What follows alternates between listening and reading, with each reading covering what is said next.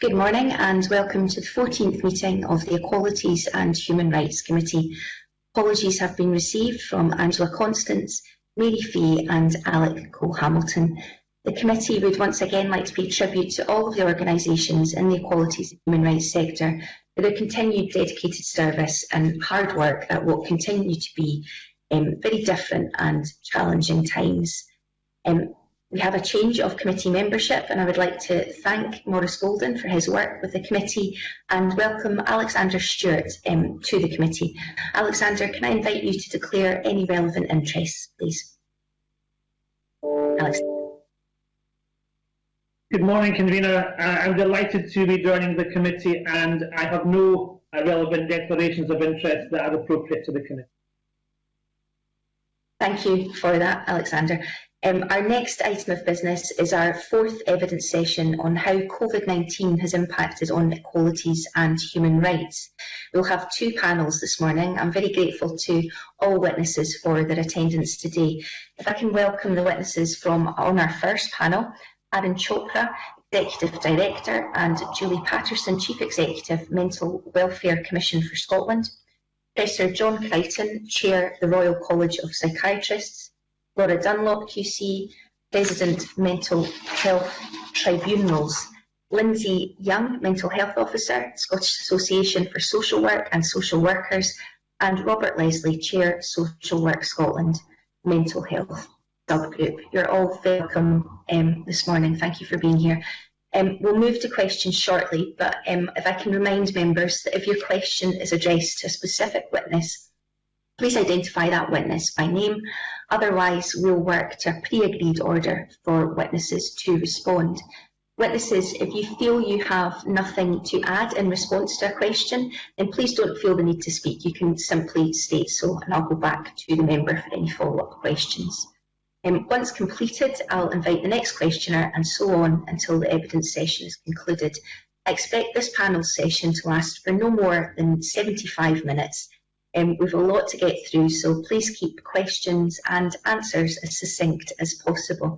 And allow broadcasting staff a few seconds to operate your microphones before you begin to ask your question or provide an answer. So with all that said, if we can move on to questions, and if I can bring in Alexander Stewart. Alexander. Thank you very much indeed, Convener.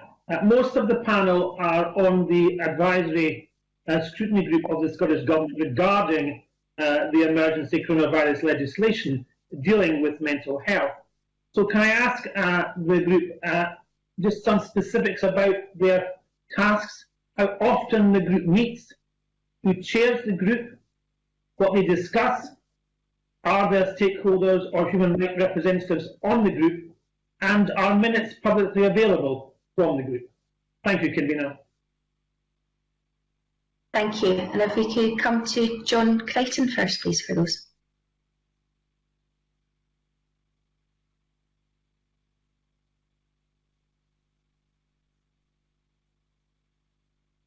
Okay, it looks like we're having some difficulty there. Would one of the other panel members wish to pick up on those questions?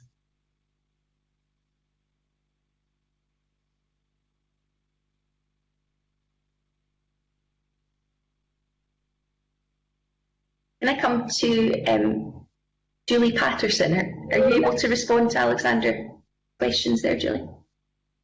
I think to confirm that I joined as Chief Executive 4 weeks ago with the Mental Welfare Commission, so it's more appropriate that I refer you to Aaron Chopra, who has been the Executive Lead throughout the pandemic period, and he can answer that question for you. Thank you. Thank you. That's very helpful, Julie. Thank you. Aaron, if you would come in. Thank you, Convener, and morning, and thank you for the opportunity to provide evidence to the committee and its ongoing inquiry. In response to the question, I can mention that we meet quite regularly. In the initial phase of the pandemic, we were meeting on a fortnightly basis. The meeting was convened by the Mental Health Directorate of Scottish Government, and it brought together stakeholders, many of them who are on this panel. So John Crichton, representing the President of the Royal College of Psychiatrists, Bob Leslie from Social Work Scotland, myself or my colleague Alison Thompson, who is the Interim Chief Exec at the Mental Welfare Commission, until Julie joined us, and a representative from Scottish Courts and Tribunal Service. After the initial phase, we did go to slightly less regular meetings, and we were meeting on a kind of 3-weekly to a monthly basis, and the focus changed slightly from considering criteria or what might be needed in order to trigger or to think about whether the measure should be triggered, to looking at how the Act was operating in current times and social distancing measures. But we have resumed that sort of fortnightly meeting. It is in response to the questions organised by the Scottish Government. It brings together this group of people. We present our data. So from the Commission's point of view, we're presenting our data on how the Act is running, and we may come to speak about that data. I've shared some information with committee members already. So that data is mentioned. The college talks about how the college is functioning, and each organisation talks about the temperature, really, across the sector. There are notes of the meeting, whether they're publicly shared or not. I'm afraid I don't know, but that's the content of the meeting. Alexander.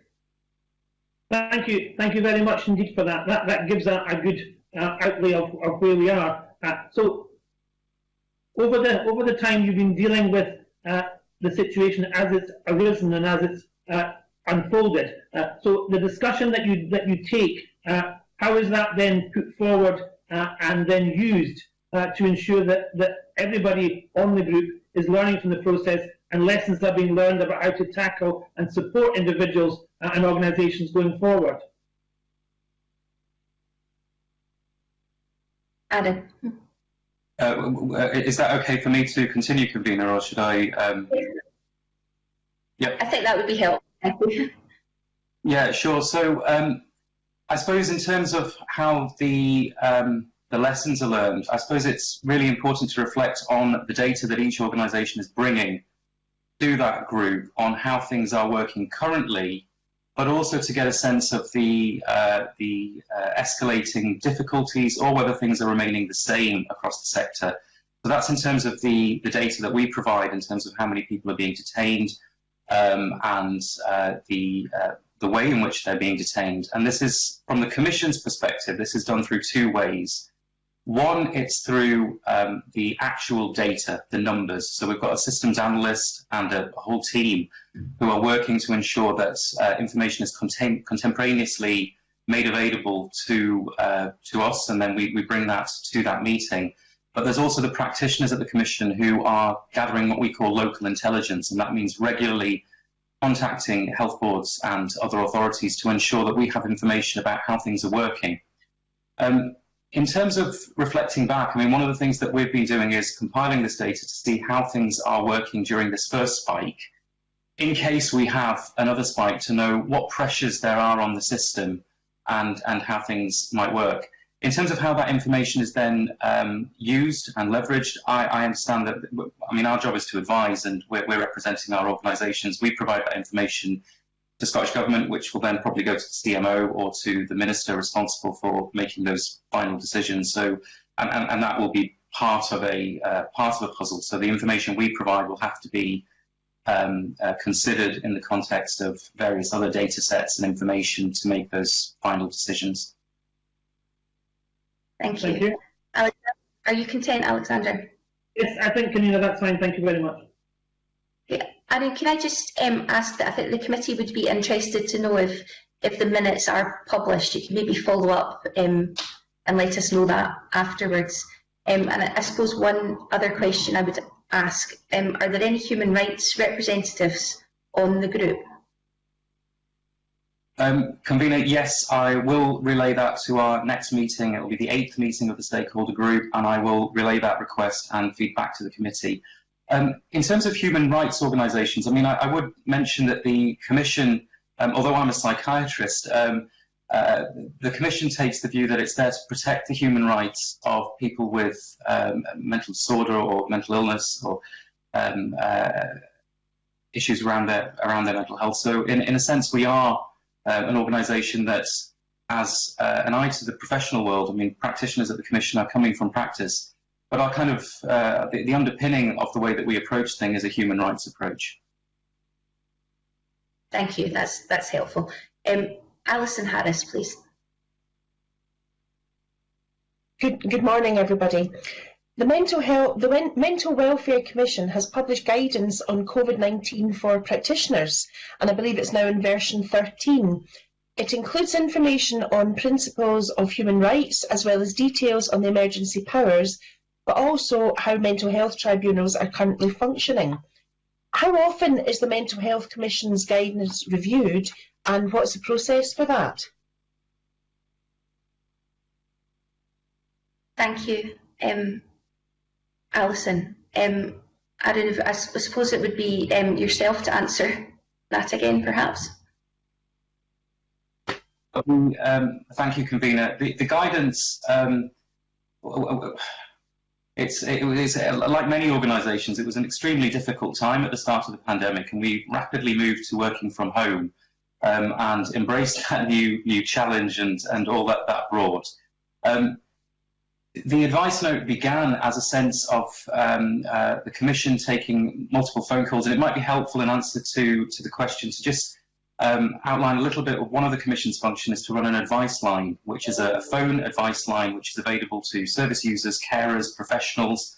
It runs daily, Monday to Friday, and we were gathering information from those phone calls about what people were finding difficult. So whether it was the impact of social distancing, or whether it was what sort of issues there might be on a ward when someone requires leave, or community mental health teams, or patients and service users asking questions about what they could expect from their service.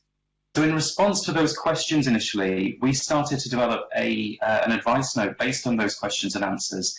It was largely driven through the calls that our practitioners, who are nurses, doctors and social workers who are running those advice lines, were gathering questions, bringing that together. Then the Commission as a group would think about what we would consider to be a good response. We have a statutory duty to promote best practice around the Act, and we'd gather that together. I would take some of those discussions to the wider stakeholder group to just reflect across the sector whether what the Commission was saying made sense and had applicability across the sector. It was reviewed extremely frequently.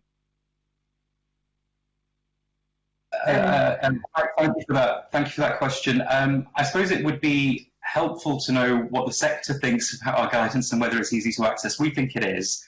It's on our website, and we are using social media. And there is a version that we've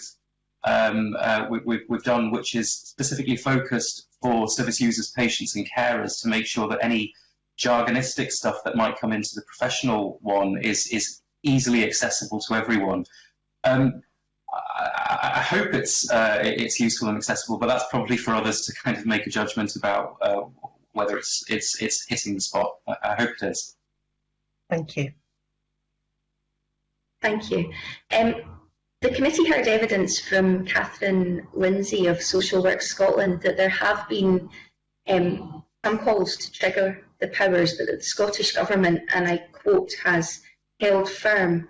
Are you aware of calls for these powers to be triggered? And if I could ask that to John Crichton, please. John. Hi, can you hear me all right, convener? Yes, we can hear you and see you. Excellent. So I think there were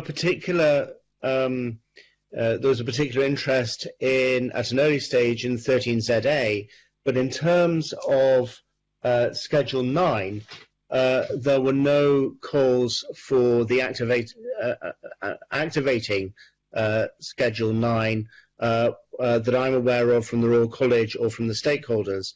At one point, really, as we were in the exponential phase of the first wave at the end of March, at the beginning of April, there was a point where I thought we were maybe a week to 10 days away from having that point of not having sufficient staff, of being able to operate the Act in the normal way. But fortunately, we didn't reach that point. And as Aaron Chopra was saying, people quickly adapted to working in different ways, particularly using telephones and near me and video devices, and these proved to be very successful in keeping things going. So, as I understand it, a key reason for having Schedule 9 in place is to ensure that continuity of service provision, and you spoke there about adequate staffing levels. Are you aware of particular local areas that currently have low workforce levels? Can you tell the committee also how you're measuring staffing levels that might result in triggering that Schedule 9, please? Scottish Government have a special mechanism to look at staffing levels across health boards, and they're monitoring those on an ongoing basis. In particular, the forensic estate, a regular mechanism for looking at the number of staff who are absent, and those figures are collated by Scottish Government. In terms of the college, we complemented that source of data with surveying our members on a rolling basis to gauge how they were managing with the restraints upon them, and we fed that back into the legislative oversight group that Aaron Chopra was referring to. And in terms of staffing levels, is this about a particular practitioner, or is it a role, or is it about, folk move? Obviously, people have been redeployed within health and care service to deal with the pandemic. Is there a specific role that you're concerned about the staffing levels of? Well, it's really about being able to discharge those functions of the Act which protect the most patient and protect, their right to life. And so it's those involved in detentions, and that would include approved medical practitioners, medical practitioners who would provide second recommendations for certain orders, and also those specialist social workers. Slightly confusingly, we call them mental health officers, but they bring that mental perspective of social work to the decisions we make. Now, in terms of the Schedule 9 provisions, it's particularly the MHOs. If there was a difficulty in MHOs, then we would be able to continue to intervene to ensure patients' welfare. But it also includes second medical recommendation flexibilities. And it is really important to emphasise that nothing of the Schedule 9 powers take away from the thresholds or the principles of the Act. Those remain the same. And also they are permissive rather than prescriptive, in that if they were drawn down, they would enable you to have flexibility about staffing and time limits. But if you could do the normal thing, you should do the normal thing. And perhaps Aaron Chopra will speak more about the oversight of Schedule 9 if it ever is activated. You mentioned there the requirement to have two practitioners make decisions. Can I just, for the record and for information, ask why that is currently in place? What's the purpose of having two practitioners required to make these decisions? Well, most decisions are made at least with a member of the medical fraternity and a member of the social work fraternity. They're bringing complementary views and complementary skill sets. If we go to a compulsory treatment order, the ideal would be a specialist mental health professional, an approved medical practitioner, together with that specialist social worker and mental health officer, and ideally the general practitioner, bring that range of views that we can present before the mental health tribunal. So it brings complementarity, and it's all about ensuring safeguards and ensuring those principles of the Act and human rights are maintained to the best of our ability. Okay, thank you. John, your screen has frozen there, so I'm just going to bring in Lindsay Young and ask for her reflections on the questions there around calls for the triggers to be enacted, and also those reflections around the workforce levels. And if she could comment also on that point about 2 practitioners being required. Lindsay, please. Thank you. I think in terms of looking at whether the legislation's been enacted or not, we're supportive of the legislation being there because of the workforce pressures. As John's illustrated, there is a pressure on mental health officers. We know that even before the pandemic, there was a shortage of mental health officers across Scotland. And it is very much of the view that if we can work in the way that we normally work, we will. So we will adhere to the timescales, we will fulfil our duties in terms of making people aware of their rights under the Act in terms of to appeal, legal representation, advocacy. That would stay the same. In terms of the 2 opinions for in the medical profession, for me it's much more about having 2 people coming together with the same opinion, so it's not just one opinion. It gives you a more rounded view of what's going on for that person and feeds into the whole process with the mental health officer being able to make decisions about what needs to be in place at that time. I suppose the answers that I'm hearing are about the practitioners rather than about the individual who's requiring treatment or assistance. From their perspective, what does having 2 practitioners bring?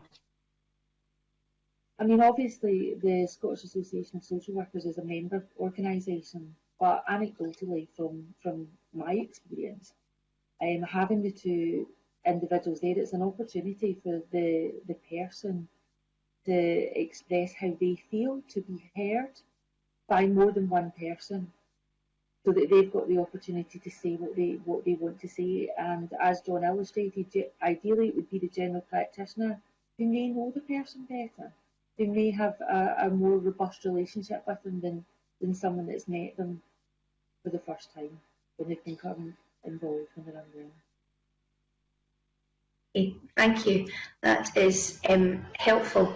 Can I just ask, we've quite a big panel this morning, so if anyone else is wishing to come in on these points, please just stick R in the chat box, and I will bring you in.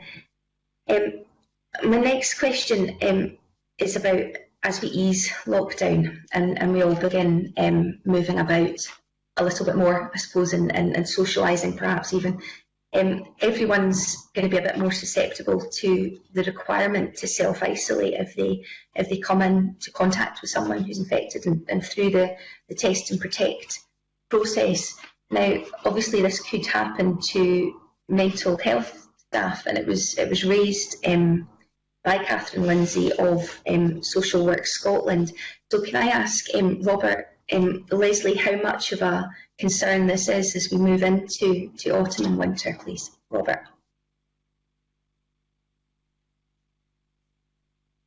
Thank you, Convener.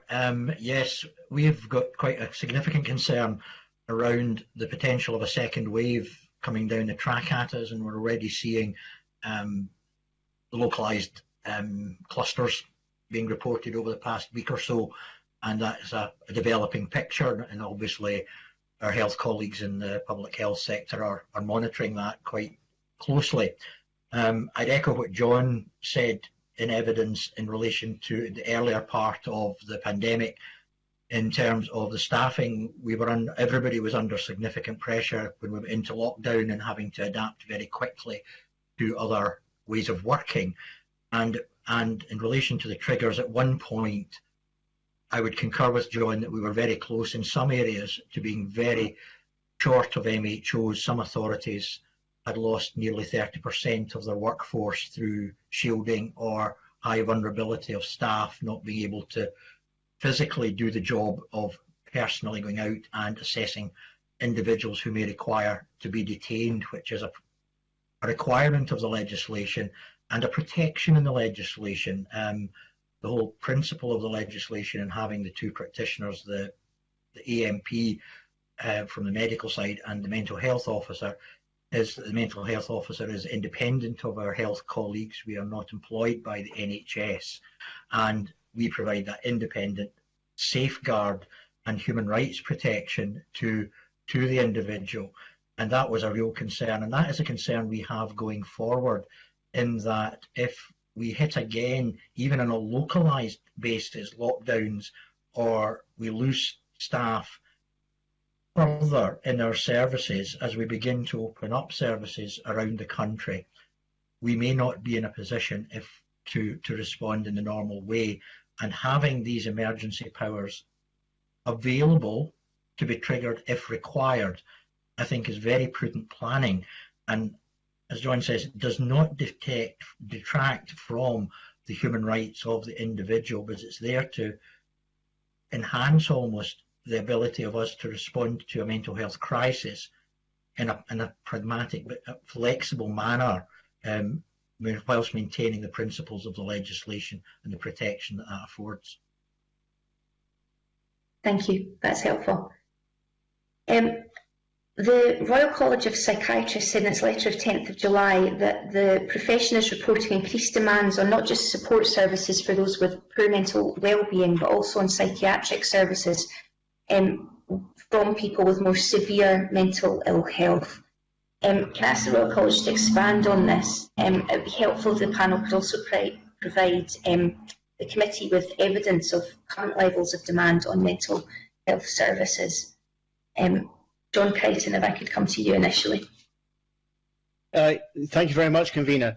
Yes, we had, in that initial age of COVID, we were monitoring activity quite carefully. And one of the best ways to monitor Mental Health Act activity is via the Mental Welfare Commission, and Aaron Chopra may be able to give some figures in a moment.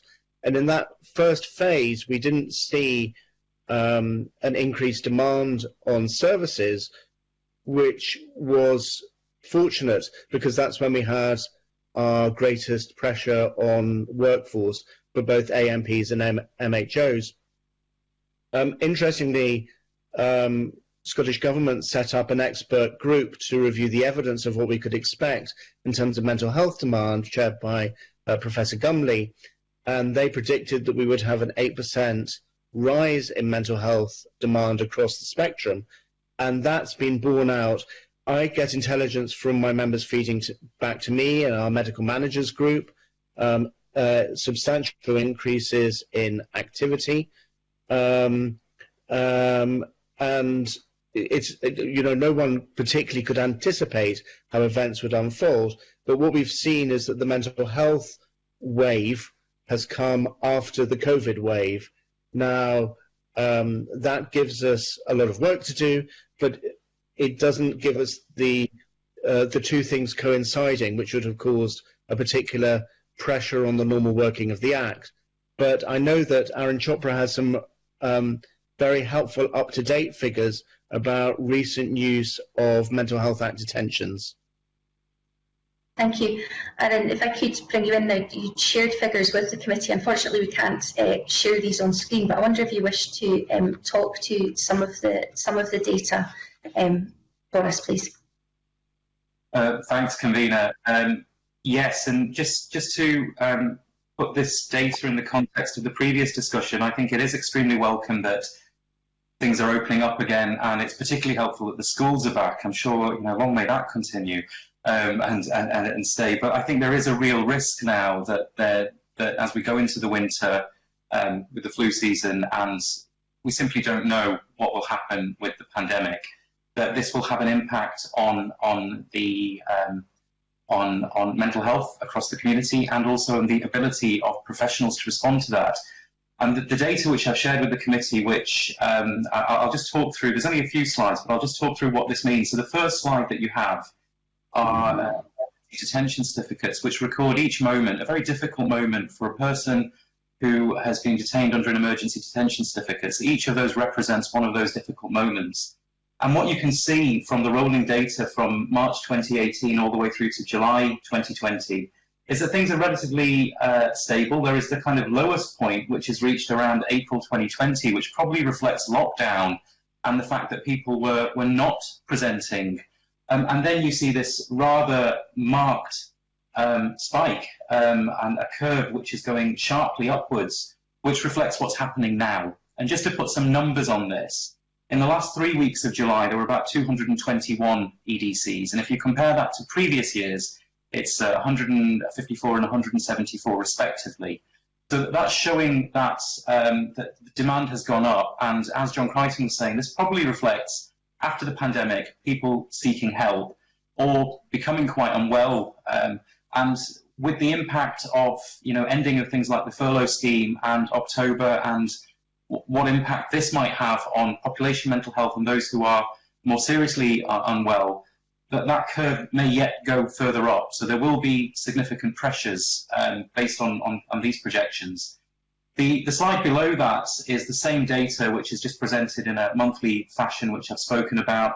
The third slide, which looks at an important safeguard around emergency detention certificates, is the independent consent of a mental health officer, a social worker who's got particular training in mental health. What we're looking at here is how many of those emergency detention certificates are granted with the consent of an MHO. So best practice is that the MHO is always consulted and has consent. And you can see the orange and blue lines, or those watching can't see these, but hopefully this preliminary evidence will be made available through the committee's website later. But you can see how the orange and blue lines are mostly intersecting until the last couple of months, where there's been a sharp increase in the number of emergency detention certificates which are granted without mental health officer consent. And this echoes the point that Bob and Lindsay were making, that actually there are significant demands probably on mental health officers with things opening up and guardianships opening up. And I think mental health officers who were, I think Lindsay mentioned, the numbers have always been low, are under kind of significant demand. And then the final slide is looking at short-term detention certificates. And this again shows how in March and April of this year, we actually saw fewer short-term detention certificates granted than in previous years. And then you suddenly see in May, June and July a higher level than previous years, which again reflects that increased demand. I mean, this is tip of the iceberg stuff. This is talking about people who were so unwell that they required support and care and treatment within hospital.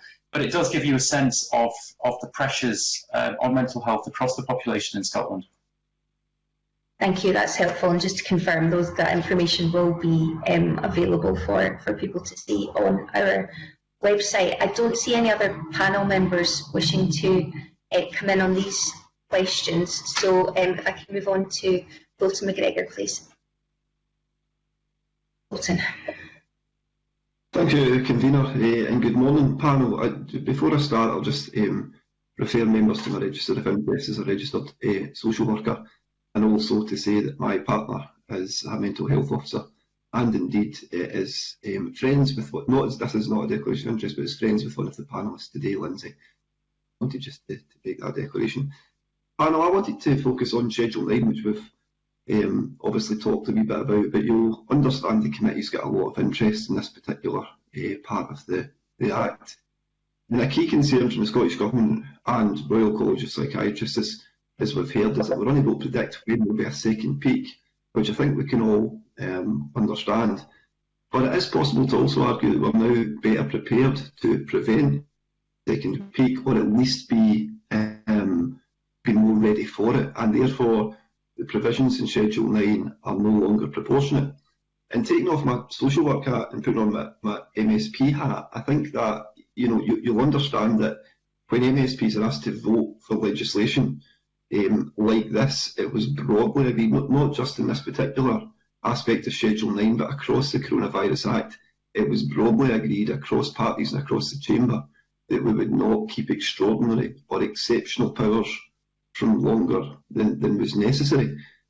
So we've got an interest in Schedule 9, and what I'm going to do is ask a question from another side, rather than asking, what does Schedule 9 do?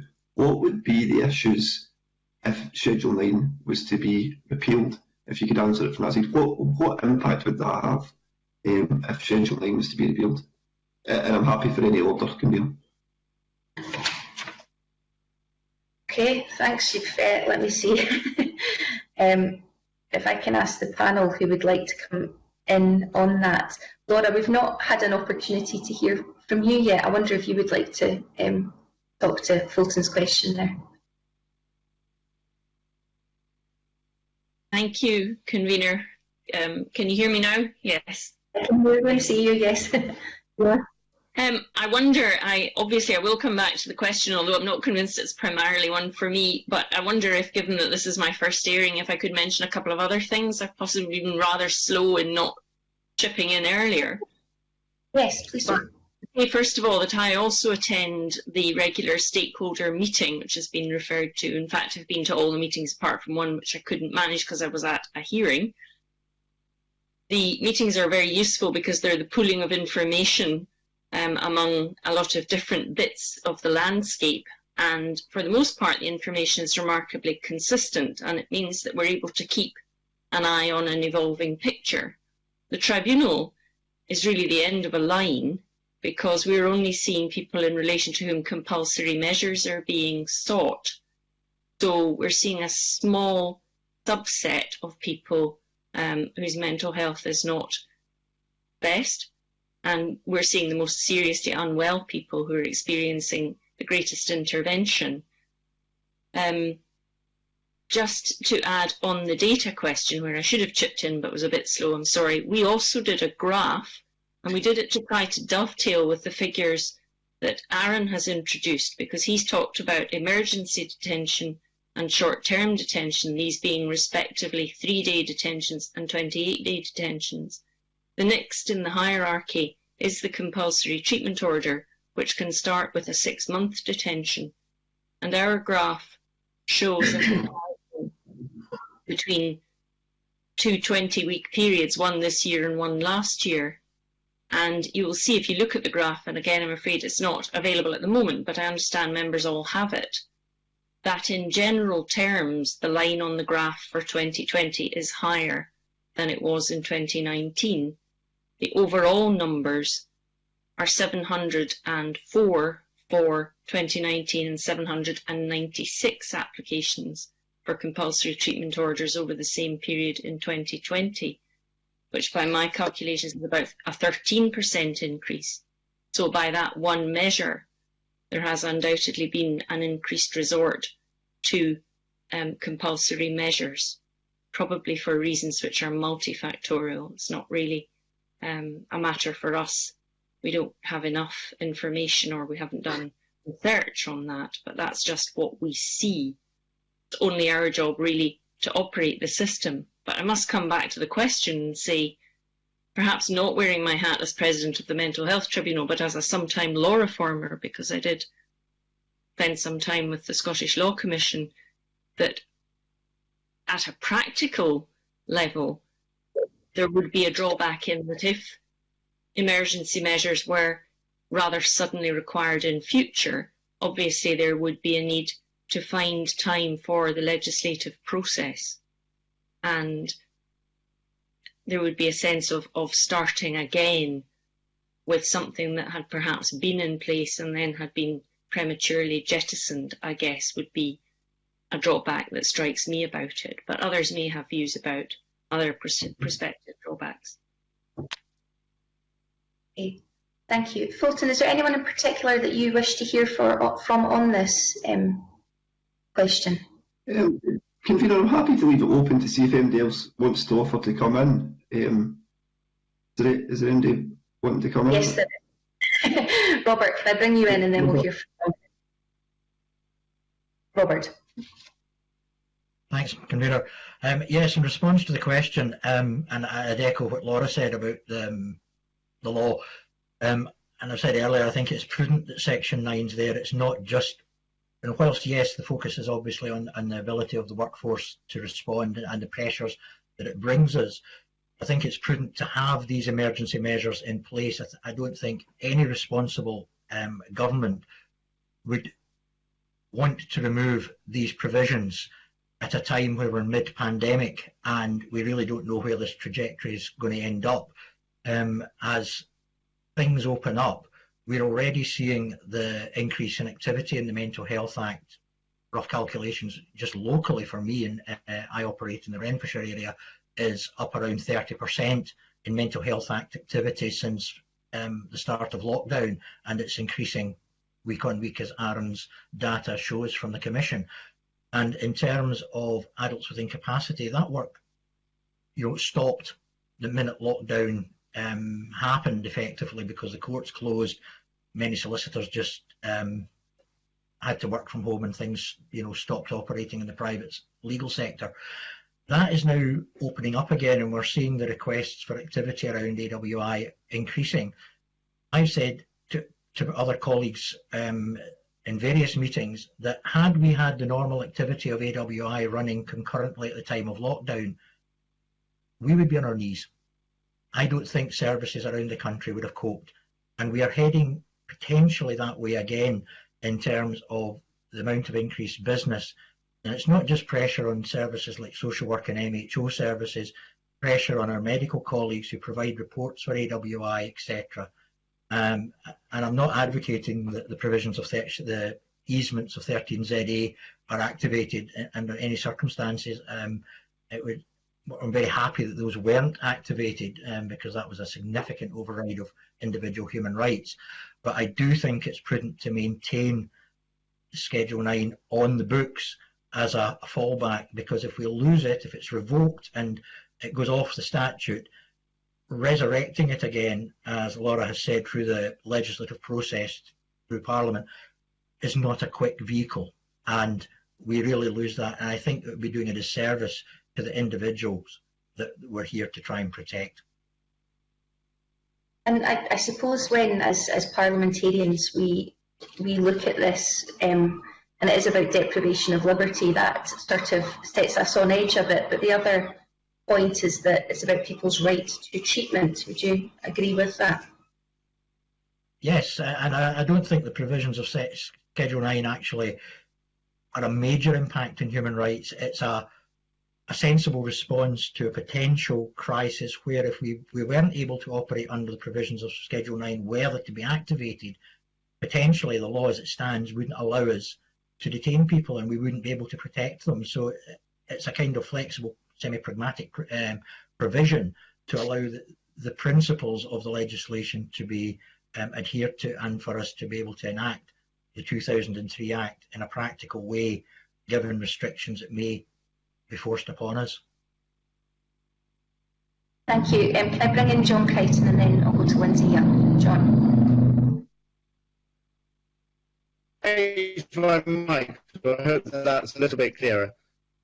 I was just agreeing with Robert Leslie there. The Schedule 9 is a safety net, and we're in a scenario where we don't know what the second wave will consist of in terms of the populations of people most affected. Students of pandemics know that the at-risk population can change as the virus changes, and it would seem likely that this increase in mental health demand is not going to suddenly reduce if we have a second wave, and therefore those two demands could coincide. What would happen if we had not the staffing to enable the Act to function in the normal way?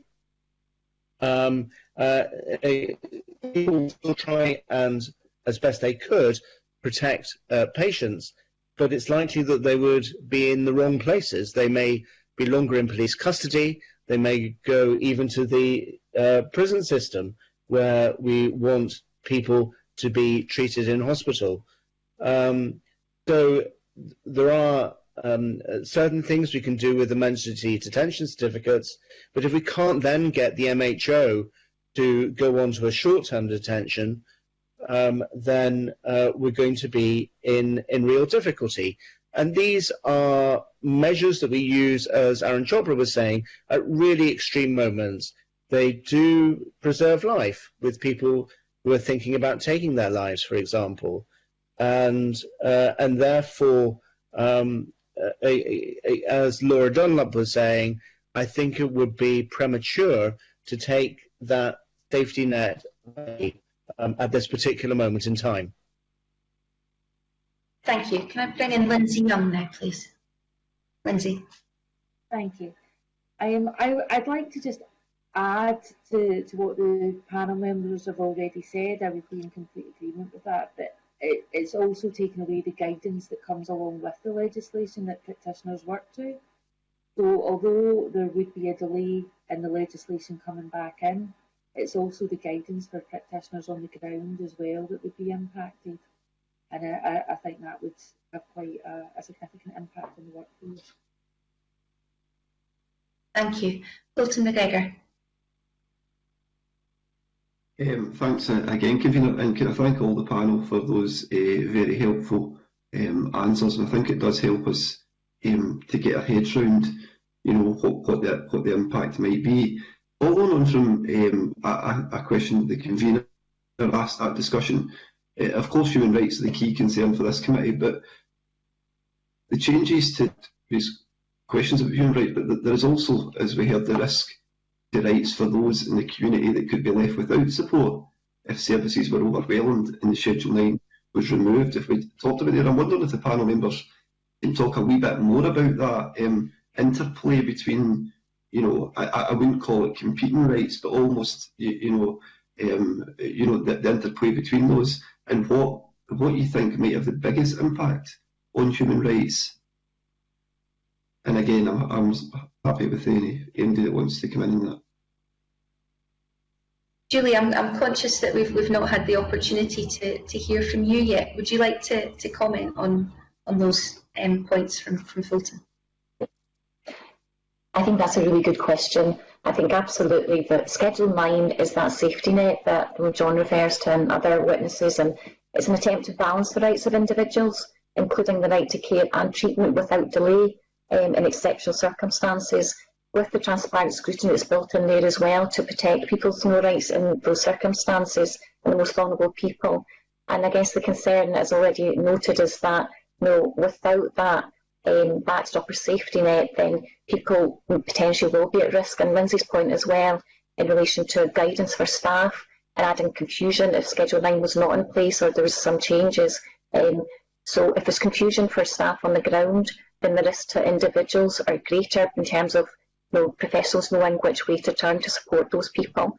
And people do have the right to care and treatment. They have the right to life, as said by John. So it's absolutely balancing those rights. I think we're all committed not to use these powers unless it's absolutely necessary and proportionate. However, people do have a right to care and treatment. They do have a right to the services that we provide day in, day out throughout our service across Scotland. So it is that balance of rights that we need to respect. And I think that's a really valid point raised by Fulton. Thank you. Fulton. Convener, I'm happy with the questions that I've asked so far. I did have further questions, but the discussion itself has sort of brought about responses to them. So all I would simply do for my final part is just ask if anybody else wants to comment on those balance of rights. Okay. John Crichton, can I bring you in for any final remarks? Well, only that we've seen the most extraordinary reduction in our rights as citizens globally, and these have difficulties. I think of my own patient population, and they're mostly living by themselves, and it was interesting to see how we were all coping with reductions of our liberties.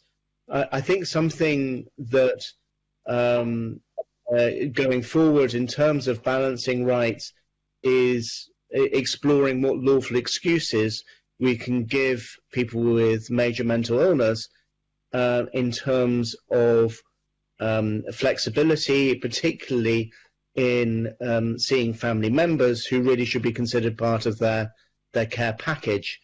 And in terms of, for example, number of times people can get out and have fresh air and so on. And so I guess what we're talking about is a whole package of measures which is human rights informed, which meets this unfolding situation. I smiled to myself when Aaron was commenting on the frequency of changing the Commission's guidance. We've all been putting out guidance to our practitioners. Sometimes we've been changing it more than once a day. And the reason for that is we have a fast unfolding situation where we're all trying to do our best. And in that context, people will always try and preserve the principles of the Act, the rights of our patients, that right to life and that right to treatment, as well as balancing that right to liberty. That's something that we do day in and day out, and we'll continue to do that in these extraordinary times that we're in. Thank you. I see Laura Dunlop wishes to come in. Laura. Thank you. It was a spontaneous thing, really, when I was listening to John just now. It reminded me of something someone said at an event we held yesterday. The Tribunal had a service users and carers forum online. We're very new to hosting these kind of events online, and that's the second event we've managed to do, but we made it yesterday with our own video platform. And in the context of somebody in a secure hospital, we were told that the visiting experience, which has, I think, in a number of premises involved the use of iPads for remote visiting of people in secure hospitals, has, and I don't want to overstate this, but just to record that it's not all bad news, that for some people it's been a very positive experience because they've seen the inside of houses that they know very well that they haven't seen for a long time, or possibly other family members who are in the house, and it's been more of a kind of group session than would be available to them in the more kind of structured in-person visiting that they're used to in secure hospitals before the virus. So I just thought that that was something that fitted with what John has just been saying. Thank you. That is helpful. Robert Leslie, you're wishing to come in. Robert. Thank you, Convener. Yes, just another aspect of how individuals' human rights have been impacted during this period is individuals in hospital settings on the progress towards their journey of recovery and heading for discharge, where packages of support or housing is required to facilitate that, and where these things have all kind of they've effectively stopped because of lockdown, and our support providers are not taking on new packages. Housing departments and housing providers are not currently allocating new properties to give tenancies to individuals.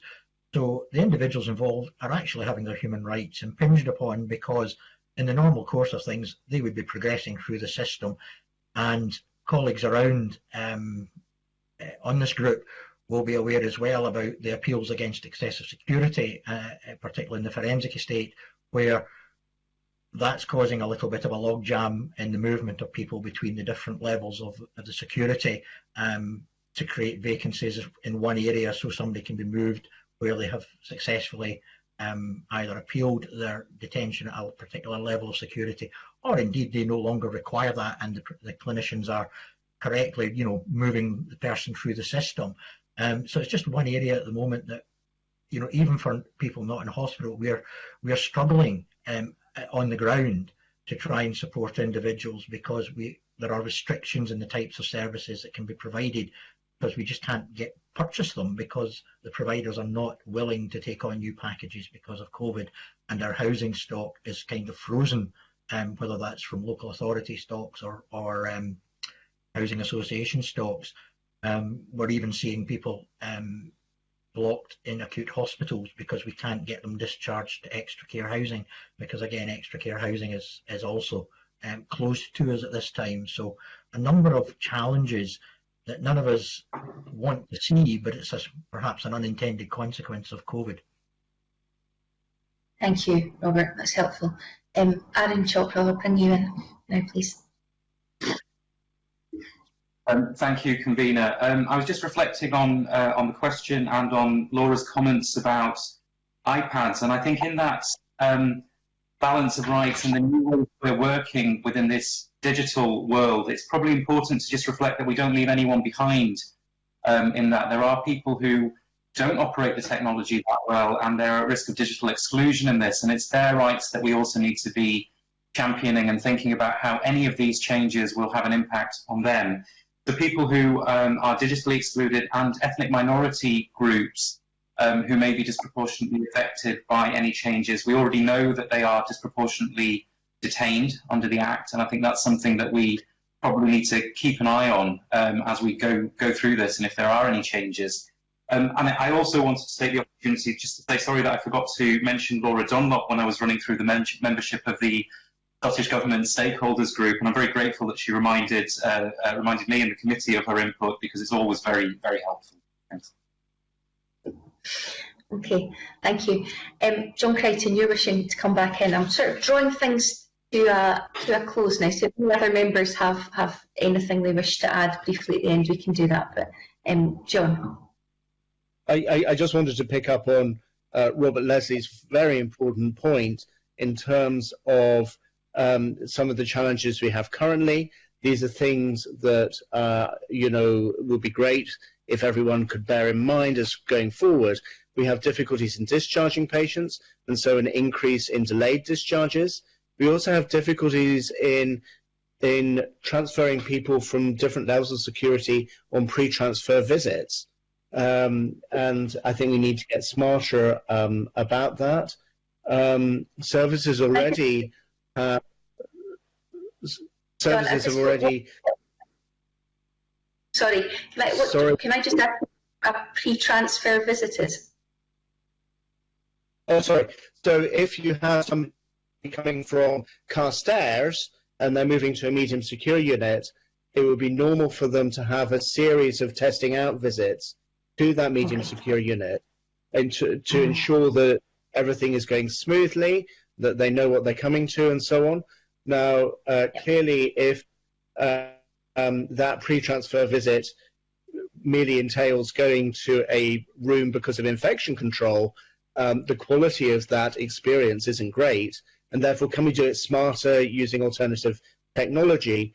We've discovered through this that we can have mobile phones and we can have iPads within our secure mental health estate, and that has enhanced communication as described.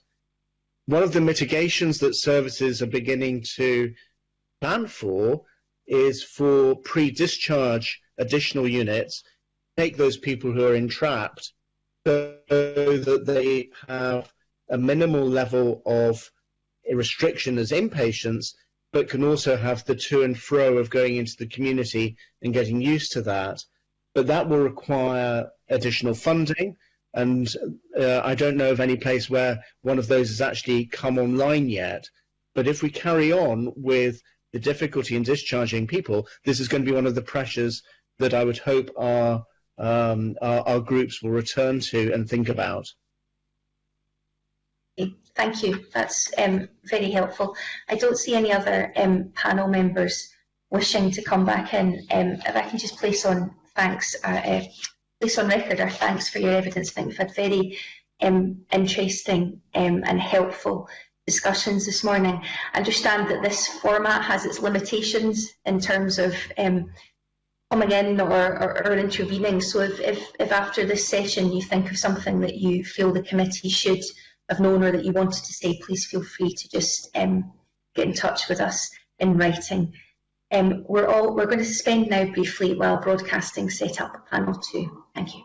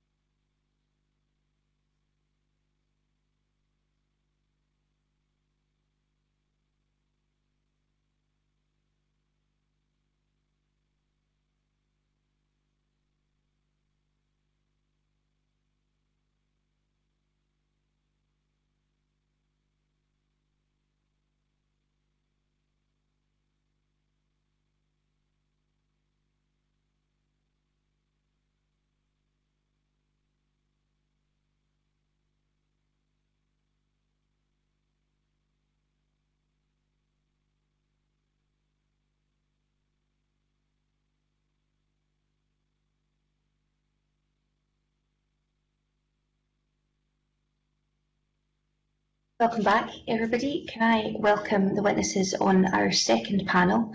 We have Professor Colin Mackay, Centre for Mental Health and Capacity Law, and Professor Jill Stavert, Centre for Mental Health and Capacity Law, Edinburgh Napier University.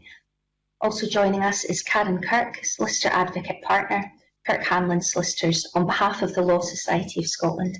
Thank you all for being here this morning and for finding time to answer committee's questions. If I can just quickly repeat how the session will proceed. I'll invite members to ask questions. If a question is directed to a specific witness, the member will identify that witness. Otherwise, we'll work to a pre-agreed order for witnesses to respond. I'll then go back to the member for follow-up questions. Once completed, I'll invite the next questioner and so on until the evidence session is concluded. We have up to an hour for this morning's evidence session. So if people can be succinct in their questioning and answers, and if everybody can give broadcasting a couple of seconds to operate microphones before beginning to ask your question or provide answers, that would be helpful. So if I may start, the panel have expressed concerns in their submissions about mental health provisions in Schedule 9 of the Coronavirus Act 2020.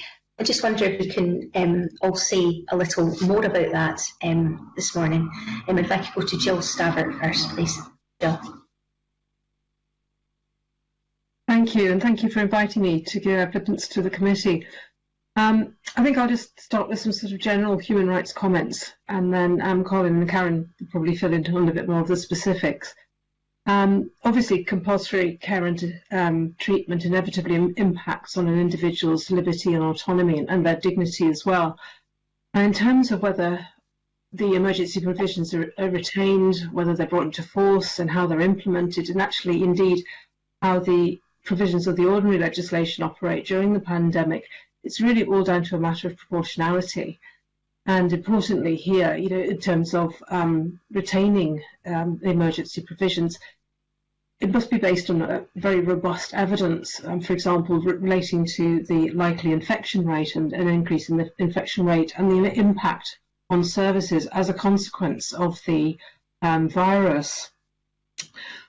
Obviously, the preferred position is that an individual's rights and the safeguards that they provide remain absolutely intact. But international human rights law does acknowledge that in emergency situations it may be necessary, where that can be objectively and reasonably justified, to reduce those safeguards. But it's all down to, as I say, a matter of proportionality. The European Convention on Human Rights and the Convention on the Rights of Persons with Disabilities are quite clear there. But very importantly, and this is really enforced by the Convention on the Rights of Persons with Disabilities, when somebody's rights are being limited and that the safeguards related to this as a result of an emergency such as a pandemic, then there shouldn't be discrimination and somebody should not be adversely impacted in that way just simply because they have a particular characteristic, for example, the diagnosis of mental disorder or mental disability. And that also relates to the sort of support that is being provided for an individual to enjoy their rights, additional support to enjoy those rights in the first place. And I think the other thing to bear in mind here as well is that the state does have an obligation, a positive obligation to protect life. And obviously that needs to be carefully balanced with individual rights to autonomy, to liberty.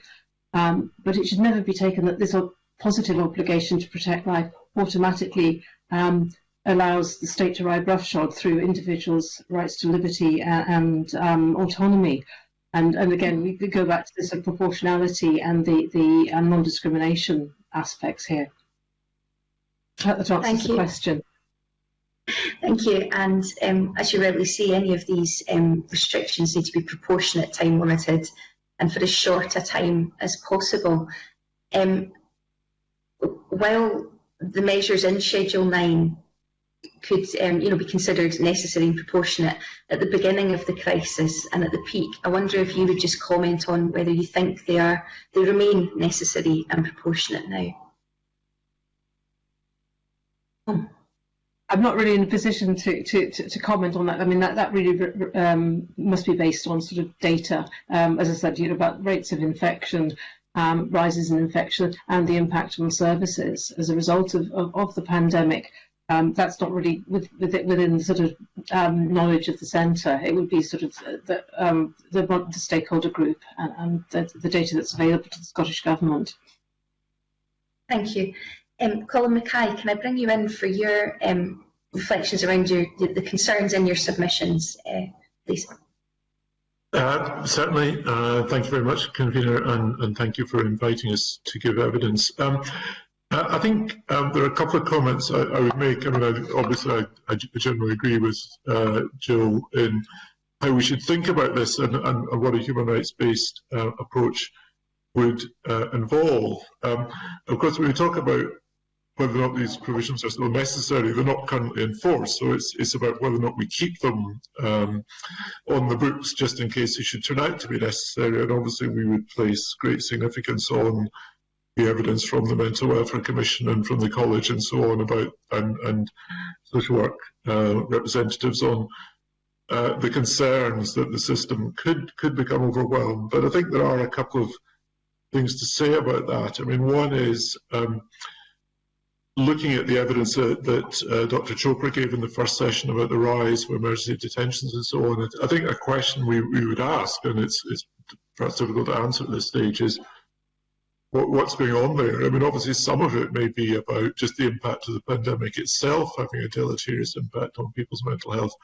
but it may also be about people requiring to be detained because services have been reduced, so the support they've been receiving in the community has been reduced, leading to the mental health to get worse. And obviously the Mental Health Act is really a kind of safety net at the far end of the system, and I think in terms of human rights it's important to go upstream a bit and think not just about the rights to due process if you're being detained, but about the rights to health. I mean, the rights in the Convention on the Rights of Persons with Disabilities to the maximum possible support for mental health. And in that context, I think it's important that we look at what's going on, not just in terms of the operation of the Mental Health Act, but in terms of the support that might be not happening and causing people's mental health to get worse. And also, I suppose, if we're keeping these measures as a contingency in case things get much worse in future, what's the plan for what's going to happen to services if things get much worse in future? I mean, obviously one accepts that you can't do everything as well as one might like in the middle of a pandemic, but I think it's very important to be thinking about the resilience of the system and people's rights to health, and also the right under the Convention for people with disabilities to be protected in the case of national emergencies. And those are questions I think are important. And the context of the stakeholder group, I think just a reflection on that. I mean, I think we're encouraged that the stakeholder group is monitoring this. We're not on the stakeholder group, so I don't know all the details.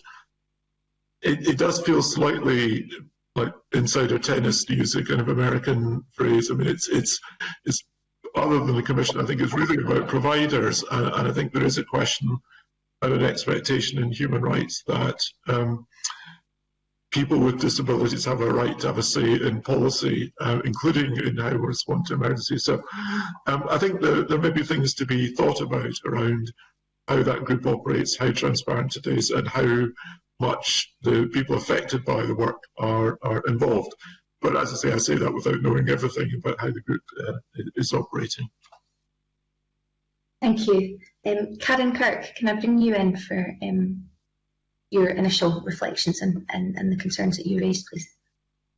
Thank you, Convener, and on behalf of the Society, thank you also for inviting us this morning. The Society is concerned about the fact that Schedule 9, if it was brought into effect, would remove safeguards, and we call them safeguards, but the potential of removing them is a violation on a patient's human rights. And the legislation was introduced at an acute time, at a phase when a lot of the information we now know wasn't available, and it was, in a sense, emergency legislation.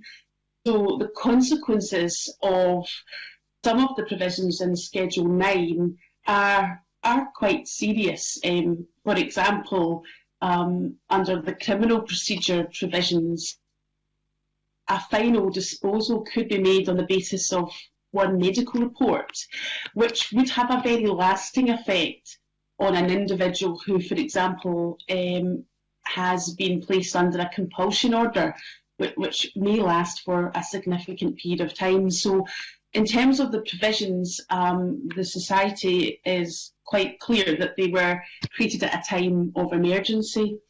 That being said, and I think other panel members have made the same points, that there has been a lot of adaptation and adjustment in terms of existing legislative measures, which has allowed the current safeguards to continue during what was a very difficult phase. And on the basis that more information is known and more planning can now take place, the balance in terms of human rights, the Society does suggest, could be placed upon not convenience, but on protecting the human rights of patients under the system, with the caveat, as Jill said, that in the absence of the figures and the information which the politicians will have, we do recognise, however, that there's arguments both ways, and that the decision has to be a political decision about whether or not to repeal or retain. Can I just press you a little on that in terms of the Law Society's opinion? I mean, you seem to indicate there that at the time that they could be considered necessary and proportionate.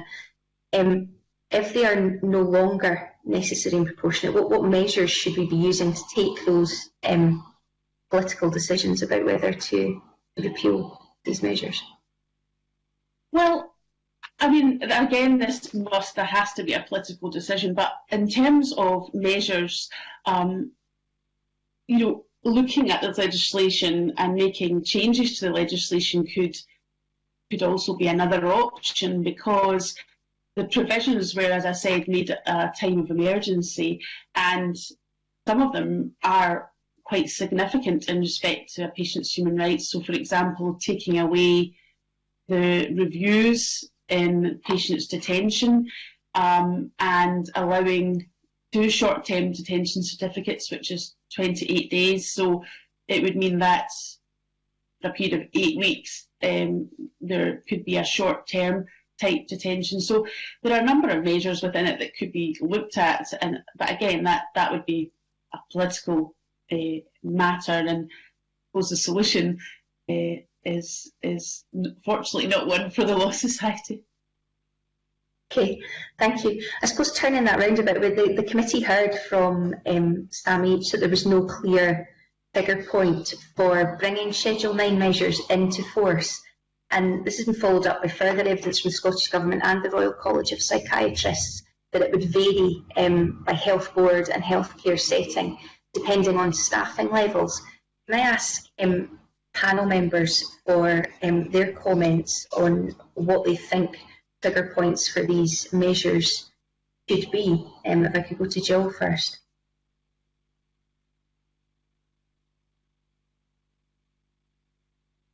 Well, just reiterating what was said before about it's really a political decision, but it's in terms of trigger points, it is when the impact on services as a direct consequence of the pandemic absolutely requires that these measures are taken or are adopted, and not before. I'm sorry, that's a rather sort of general, but it also has to be based on the information that's available, the data that's available at that given time. Okay, Colin Mackay.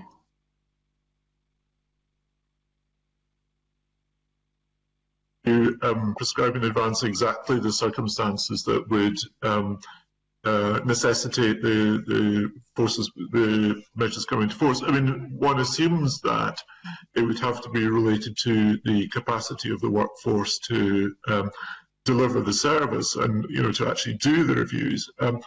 I think it's also important there are obviously different professionals involved in different bits of the regulations. So whether or not the regulations all need to come in all at once because, for example, there's a shortage of mental health officers, when that might only affect some of the regulations would be one issue. So I think, as I say, it's difficult to be too precise. I mean, I think it would have to be, as I say, a fairly kind of catastrophic loss of availability of professionals. If, for example, you know, all the mental health officers in an area were all self-isolating, then you could see why it might be necessary to introduce it locally and for a period. I think the important point is the process of justification, because I think what's extremely important is that it isn't just done because, you know, we're all really busy and we'd rather not have the hassle of doing these things. You know, it has to be a pretty high bar that you would have to get over before you say it's just impossible to safely deliver a mental health service and carry on with these requirements, or we just physically cannot, and I suppose this would be a more justifiable reason, physically cannot do these things. We cannot get you a mental health officer, or we cannot get you a second doctor within the timescales of the Act. I mean, I think those would be legitimate justifications. So it would have to be that order of seriousness that would have to be justified. So I think it's important that there is a process of elucidation and justification, particularly if it's related to, for example, local lockdowns. I mean, I suppose thinking ahead, it may be that this might have to happen in an area where there's a particular spike, and as I say, a lot of professionals may be unable to participate in the process. If that, and you can't bring in other people because you're not allowed to travel or something like that. Those are the kind of circumstances, I think, which might justify it. But I think it's very important that if and when these things are ever introduced, there is a very kind of transparent process of explaining why they're justified and when they will no longer be justified. So what are we going to do to mitigate whatever the current pressures are and ensure that these things are enforced for as short a time as possible. It is quite interesting that, I don't know, this is not a criticism of what you were saying there, but we seem to be framing this whole discussion around services and practitioners rather than around individuals. And I guess if what we're saying is these are necessary measures so that individuals get the emergency health treatment that they need, perhaps we need to sort of think about things from their perspective rather than just purely the practitioners and the organisations. You don't need to do that, I'm just... And that's one of the other reasons why I think, sorry, the bar has to be quite high, because if you're talking about involvement of health officer in a process or a second doctor in a process, that's not just being done in order to comply with the legal requirements. It's been done as part of the process of deciding how to care for and support a person and what's necessary and appropriate for that person. But once you stop doing those things, then the care and support that they require. So yes, I think you're absolutely right. The focus has to be on, I mean, I'm saying the justification is around the services, but it needs to be framed in terms of how do we provide the care and support that people need, and what justification can we make for taking these important rights away. Karen, can I bring you back in on these points, please? You just give us a second. That's it. Yeah. No, of course, I think that what struck me in terms of the first panel, which was that focus about what it means to the patient and what reassurance it would provide and confidence in the independence of various parts of the Mental Health Act if these provisions were repealed. So there are strong arguments the society does recognise both ways. But for a patient, for example, having a second opinion, having a second doctor, often that may be the doctor who knows them very well, then that is very crucial in a process. In particular, possibly for an order, which will make a huge difference for the medium-term next few years of their life. So it isn't it isn't something that is easily taken away or should be. And whilst I recognise about the services, and we're discussing about the services because it is the justification for it, and that's recognisable, Colin's point about it being transparent and fair is at the key of this, because it has to also be understood by those vulnerable patients who will become detained under the Act, and it needs to be transparent. So in terms of the trigger points and the changes, there needs to be an understanding as to the reason for that, and it has to be a very high bar because of the infringement that it might cause on someone's human rights. But not wanting to reiterate the same points, the extent of the changes to the legislation are pretty significant, and it's about that proportionality in terms of a local area. Say the point that we took, there's going to be some changes to a mental health officer workforce. Do all of those provisions require to be put into place? And that would be a question also about trying to provide confidence to patients that their human rights will continue to be protected despite the changes that have had to be made. Thank you. If I could bring in Fulton Mcgregor now, please, Fulton. It's and good morning, panel. It's really sticking to the questions around the repeal or otherwise of Schedule 9, and I think just following on from some of the earlier discussion there, and during the last panel asked about the competing rights, if you like, and as well as Schedule 9 being an exceptional measure, but also on the other hand you've got the right, if folk are going to be impacted if they do not receive a service or don't get admitted to hospital due to service shortages. Can I ask the panel members what they think, is the biggest impact? And if maybe I can get the Law Society's views on this this issue or dilemma as well. Thank you, Karen. Well, in terms of, I was just going to say, if you can just give a little second for your microphone, we're missing the first bit of you. There's an icon on your screen there, and if it doesn't have a line through it, it's on, and then we'll hear you loud and clear. I'm from Glasgow, I just come in really quickly.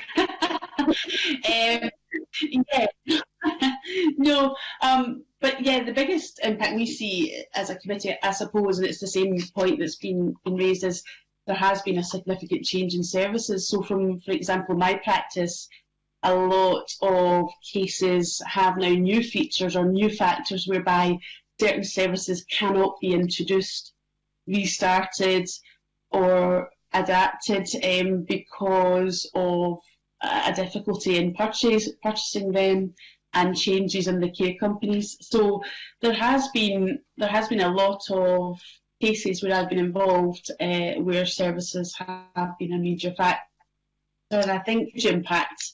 And I'm also a tribunal chair for mental health tribunals, and you do see that also being a factor coming through in some of the detention work, that patients unfortunately have not had the support that has allowed them normally to be maintained in the community, or vice versa, they've maybe not had support to be able to be discharged at an earlier point. So there's been a huge impact across the board due to difficulties with services. Thank you. And would other panel members wish to comment on that question at all? Can I bring in Jill, or you do? No. Colin, would you have any reflections on that? No, not too many. I suppose one of the thoughts I have is in relation to Schedule 9 is unpicking the different provisions in Schedule 9, because some of the provisions are, in a sense, quite short term. So I think things like extending an emergency detention from 72 hours to 120 hours is significant. I mean, it's 5 days instead of 3 days or whatever in a hospital, but it doesn't have a long-term impact. I think some of the other provisions which Karen pointed to earlier on around things like the criminal procedure measures, those could have a much longer term impact on a person, and I think would require a greater degree of justification if you're saying that the process of passing an order which might impact on a person's life for months and years is going to be attenuated, and I think that is something that requires justification. If I just make another point, just a technical point, because and this may not be the right time to bring it up, but it's something I'm quite concerned about, is Karen mentioned earlier, obviously these regulations were passed very, very quickly, and I still have a question about whether or not they actually work legally, or at least paragraph 9 of Schedule 9, which is about how compulsory treatment orders get renewed. Because what that does is that it suspends the requirement to review a compulsory treatment order. So this is after 6 months. The doctor doesn't have to go through a process of deciding whether or not the order is continued before it's renewed. So that's one of the provisions that has a very serious long-term effect, potentially. But it's not clear to me that it actually works in law, because the Mental Health Act sets a time limit for the first order of 6 months. And it's not obvious to me that that's actually been removed by the provision. So there is a concern which we raised in our response to the original regulations that we don't even know that these provisions actually work, and I think that would be something which I would be very, I could be missing something, but I think it would be something I'd be interested to see what the government's response would be to that. Thank you. That's certainly something that committee can follow up on. Fulton. Yeah, thanks again, convener. I think we're over the two panels. We're given this issue quite a good hearing, but we've heard a lot about those concerns that we don't know if there'll be a second peak and how big that peak will be. And I think that we have heard actually today, I would say, quite compelling evidence over the two panels that while we're still in a pandemic and while we've still got the threat of coronavirus around us, that Schedule 9, there's certainly evidence that Schedule 9 should be kept.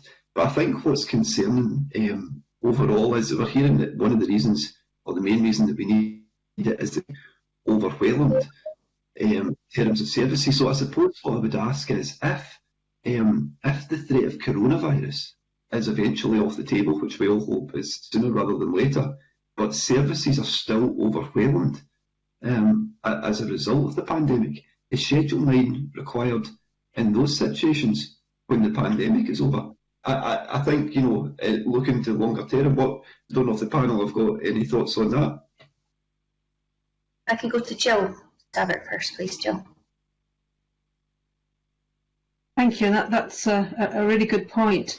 And my view would be no, because it's a completely different situation that we're looking at. Thank you. Yeah, that's all I can say. Okay, Colin Mackay. So I would agree with that. These regulations have been specifically brought in, as I understand it, because of the impact of the pandemic. Now, afterwards, you're right, you may be dealing with a huge tail of mental health problems and services which are, picking themselves up off the floor. But I think other than for, maybe a couple of weeks or something, I can't see any justification for continuing these regulations beyond the kind of, crisis period of a peak of the pandemic.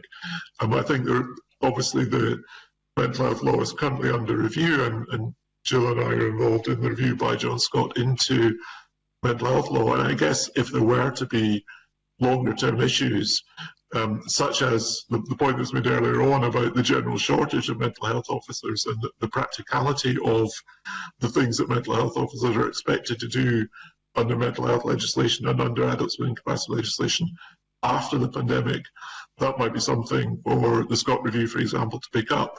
But I wouldn't see that these regulations should continue beyond the pandemic. Thank you. Karen Kirk, can I bring you in, please?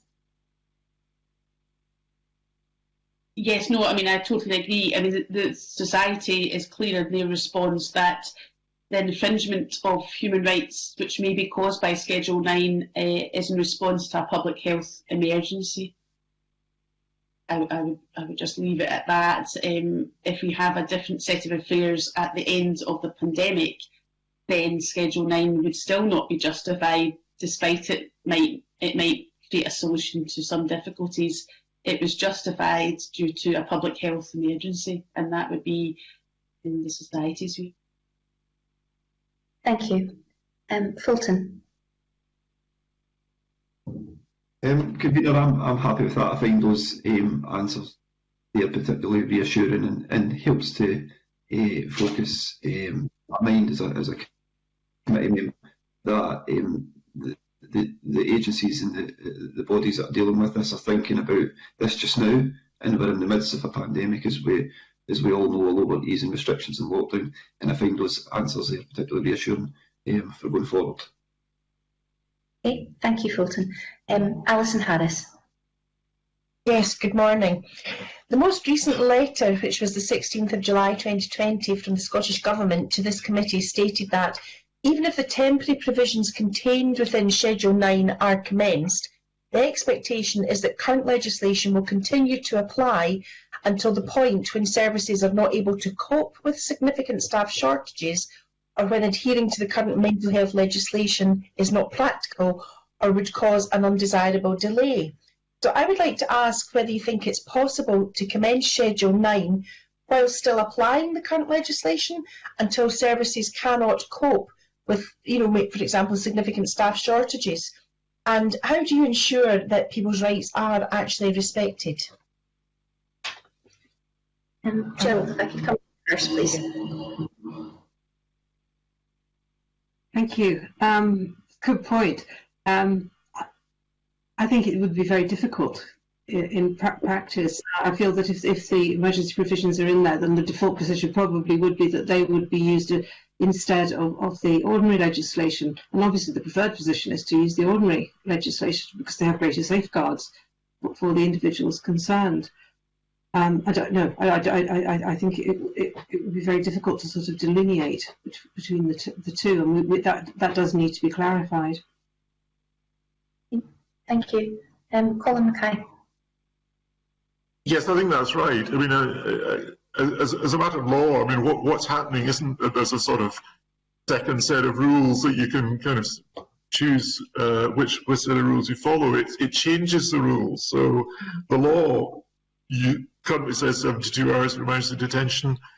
If you break in Schedule 9, the law says 120 hours. Now, I can't remember, but I don't think these provisions can be brought in locally. Perhaps you can, but I think once the schedule is in, the Mental Health Act has changed, and it's the emergency provisions that apply. Now, obviously, you could put in guidance that would say, even although you don't need a second opinion, it would still be good practice to get one if you can, and even if it says you can detain people for 120 hours, you should release them more quickly if you can.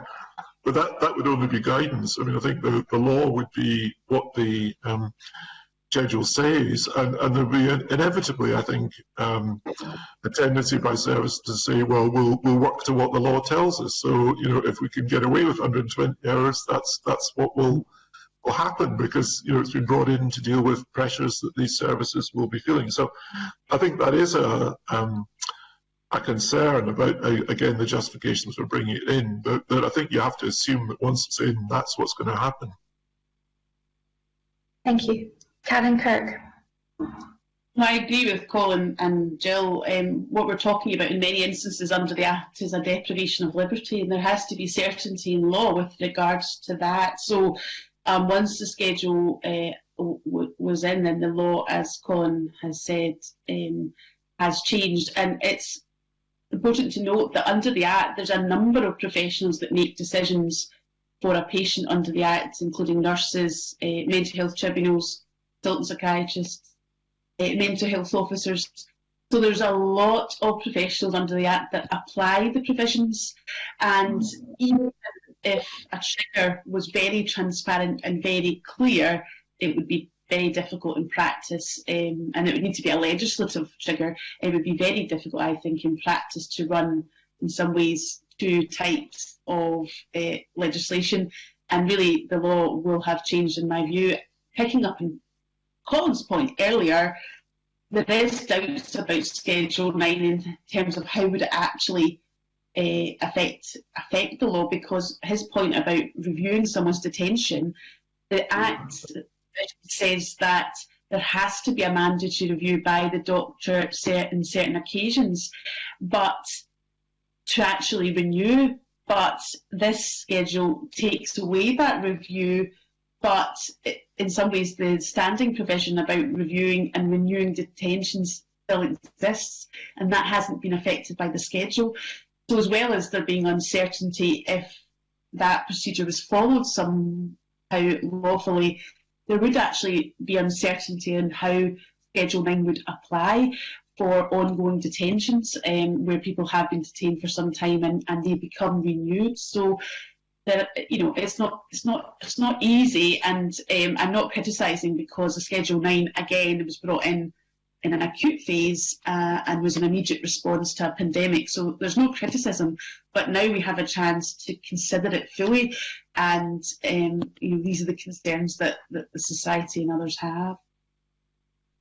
Thank you, that's helpful. Alison. Scottish Government and the Royal College of Psychiatrists. Alison, So, yes. Your microphone wasn't at the beginning there. Could you just start again, just for the panel? Thank you. Apologies.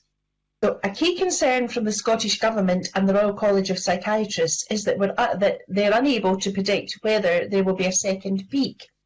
But it's possible to argue that they're now better prepared to prevent a second peak, and therefore the provisions of Schedule 9 are really no longer proportionate. What do you think about the impact would be of repealing Schedule 9? If I can go to Jill Stavert, please. I can't comment on the impact on services, but if it's considered necessary to repeal Schedule 9, then we just use the ordinary legislation with all the safeguards that provides and operate in the normal manner. As I say, how difficult that would be in practice if there is some impact on services, and also access to services outside of the use of the legislation as well, to support people with mental health issues. But that's another matter, a wider issue. But I think that as we mentioned earlier, it's a wider issue anyway, and it's not just confined to the pandemic. It's an ongoing issue. It's something that the Scott Review will have to take into consideration. Thank you. Colin Mackay. Thank you. I think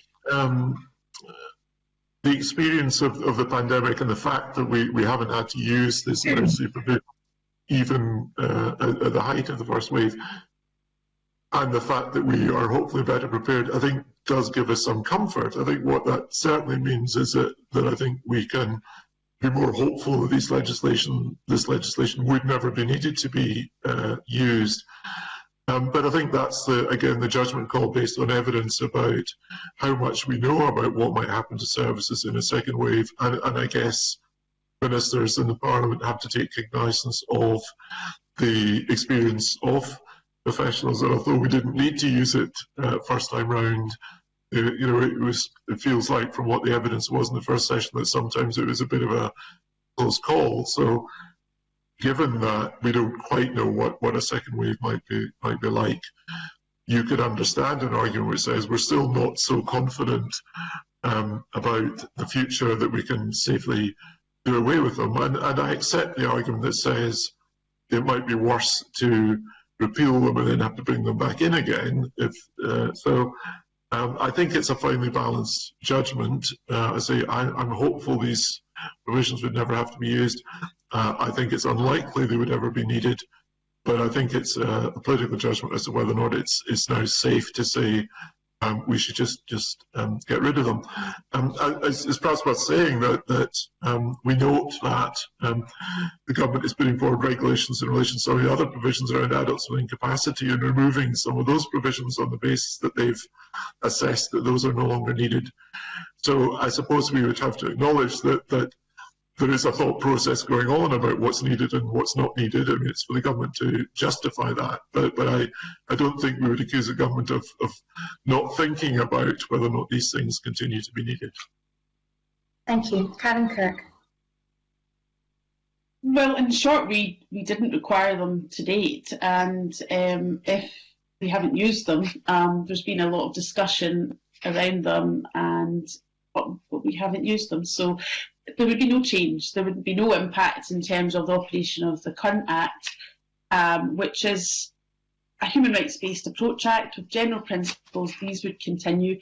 And under the current Act, we have dealt with a lot of consequences of the pandemic, such as covering mental health officers, maybe shielding mental health officers. There's quite a lot of circumstances that has occurred in the operation, and the operation of the current Act has been appropriate. So there wouldn't be any change. I suppose in the Law Society's submission, what they say is that to retain it when it wasn't required in the first wave could be seen as a cautionary response. And that's, at the start of my submission, I said, if you're balancing a cautionary response in terms of being prepared with an infringement on the human rights of an individual, which is potentially there with Schedule 9, then the balance ought to be made on the human rights side approach. But again, politically, the information that's available to politicians, it's finely balanced. And there has been arguments in the Law Society's relevant committee on both sides in terms of retaining and repealing. So doesn't make it an easier job for the politicians, but I'm here to represent the society, and there has been a mix of views from various individuals as to what's the best way to proceed. Thank you. I think that's very helpful. Are you content, Alison? Yes, thank you. I'm content with those responses. Okay. That concludes our questions, but I wonder if I can just come back to panel members just to check if there's anything that we didn't ask you that you want to share, or anything further that you want to raise just in closing. Jill Stavert. No, I don't think so. I think we've sort of covered everything, and I listened to the first panel as well, so I think everything has been very well looked at. There are some wider issues that relate to moving people from hospital into care homes and the legal basis for that, but I'm not sure if that is this is the forum to do that on this occasion. Okay, thank you. Colin Mackay. Thank you. Well, as Jill said, I mean, we do have quite significant concerns, not so much about these provisions, but about other deprivations of liberty which may have happened without any kind of legal process, particularly in relation to moves in care homes. We were quite struck by the fact that the government, in looking at removing some of the other emergency provisions around the Adults with Incapacity Act, said, well, it seems that they may not be needed because delayed discharge from hospital to care homes has greatly reduced, which means that lots of people have been moved from hospital into care homes. And we do have questions about whether or not that was lawful, and it's in the same kind of broad sphere as deprivation of liberty, but we accept obviously that's a slightly different issue from the Schedule 9 issues, and I think those have been quite well covered this morning. Thank you. Okay, thank you. And Karen Kirk. Yes, no, the society points that I've had a chance to make, so I'm grateful for that. The further concerns of the society were the same points that have been raised by Jill and Colin about, especially at the beginning of the pandemic, that adults may have been moved to situations of deprivation of liberty without appropriate consent. But in terms of Schedule 9, the society points, I think, have been raised, so thank you. Okay. Thank you all very much. Another very interesting and helpful session. So thank you very much for taking part in our meeting. And that concludes the public part of this morning's committee meeting. The next meeting of the committee is scheduled for next week. We expect this to be on Thursday, the 3rd of September, where we will take evidence on the race, equality employment and skills inquiry. In the meantime, any follow-up scrutiny issues will be dealt with by correspondence, which will be published on our website. As previously agreed, I now move the meeting into private session, so I suspend this meeting and we will reconvene shortly on Teams. Thank you.